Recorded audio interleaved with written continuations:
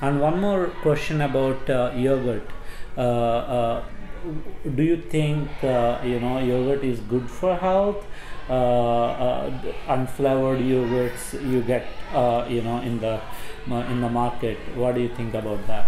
So again, that brings that dairy question back into play. Yeah. And again, dairy can be very inflammatory, Yes. and it can have a lot of problems. And what we found is, people think of probiotics. Of course, probiotics are very important for our health. Yes.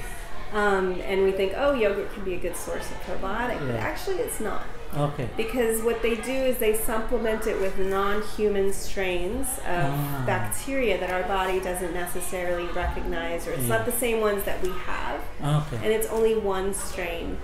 Now there's a whole talk that I'll be giving soon Yes, on yes. the microbiome in our gut Yes. and why that's so important to our health. But basically we have each cell has something like 3 trillion different species of bacteria that have their role to play Yep. in our health. We have a symbiotic relationship with them.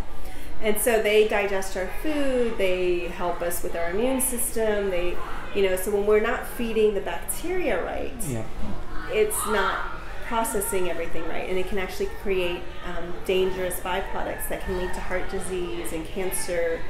And then it also allows bad types of bacteria to infiltrate our microbiome, our system, and that increases our risk for autoimmune disorders like asthma and allergies, as well as just regular infections. And so when we want to feed our microbiome, first we want to make sure we have a good amount of it.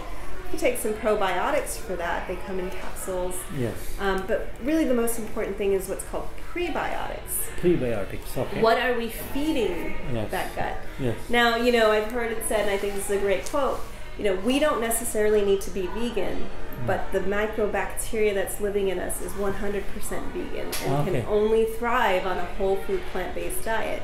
Okay. So if we're not giving our gut a whole food plant-based diet, then it's not thriving. And if our gut health is not thriving, then our health is not thriving. So, this brings an interesting point. Like in Vedic tradition, they give such a high importance to, cow milk, ghee, urine, even cow dung is really, really good. Is it because we are not getting, properly, ahimsa milk? I would say 100% that is true. Our cows are not cared for the way they once were. When we're talking about that kind of Ayurvedic times, the cow is part of the family, right? It was a contributing member of the family. So in exchange for the cow's milk and all the other parts of the cow, without killing the cow, right? The cow's milk, the cow urine, the cow dung, all of these important parts.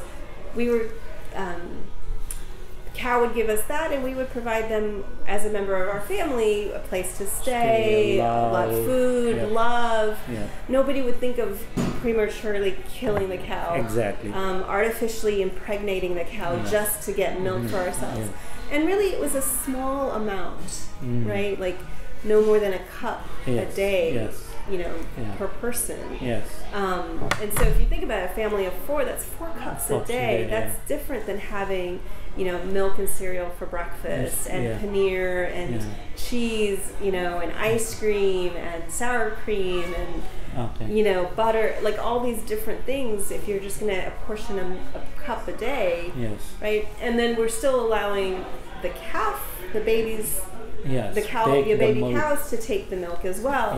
In this day and age, the baby cow is ripped, away from the mom. Sometimes the cow doesn't even get to see her child. She spent all this time in pregnancy and labor, and then she doesn't even get to lay eyes on her baby. And they're put in these spaces where they can't even turn around. Because of these close quarters, they're filled with infections, and they're pumped full of antibiotics, which again contributes to that problem that we have with our gut, because we're drinking this milk that is pumped full of antibiotics and growth hormones so that the cow can, and then they're kept pregnant. a dairy cow in the dairy industry lives only 5 years, where a natural lifespan is 20 years for a cow. Okay. And then they're sold off into the beef industry and killed. Male cows are sold, male baby cows are immediately sold as veal, and female cows are going to be stuck as the same life as their mother. Yeah. Right? Because of all these toxic habits, the milk also become toxic. Very toxic. Initially, the whole concept of raising cow as a part of the family, at that time the milk is in Vedas they say nectar. Right, it's filled with love. I mean, there's something with that. If you eat food that is prepared for you with love, by your wife or your mother, there's a difference in taste than when you get something that's like kind of impersonal and just cold and from a grocery store or a restaurant, where it may not necessarily be filled with love as they're making it. It's the same thing when the cow is giving that milk and they're part of the family, they're giving it with love. In this current situation, these cows are giving it out of fear, and they're just forced to do it. So all of the fear hormones, all of those extra growth hormones they're pumped full of is all in that cow's milk. And a lot of times the milk is filled with pus and blood because of the cruel techniques they use to actually milk the cow. So I think this is a very important topic, because people think that milk is really good, but the milk we get now is toxic milk, and even when it's mother white liquid, basically. White liquid, and even when mother gives the milk to the baby, we call it colostrum in the first 24 to 48 hours. That's the best food you ever get. It has all the things that are needed, but anyway.